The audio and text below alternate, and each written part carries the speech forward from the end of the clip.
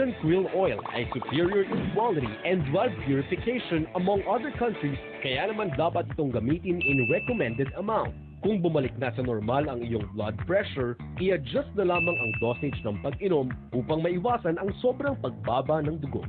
Ang W2 Hemocare Krill Oil ay isang magical treasure na nakakapagpababa ng oil ng sugar level. Sa unang pag-inom pa lamang ng Antarctic Krill Oil, nalalagpasan na nito ang halos 7 hanggang 8 health supplements. Nababawasan ito ng 60% ang ating body fat, 50% ng liver fat, 70% ng cholesterol at 50% ng triglyceride at blood fat. Ngunit dahil sa napakaraming imitation, everyone is advised na bumili ng produkto na mula sa Norway dahil ito ang tunay na effective. Kaya ano pang hinihintay nyo? Tawag na!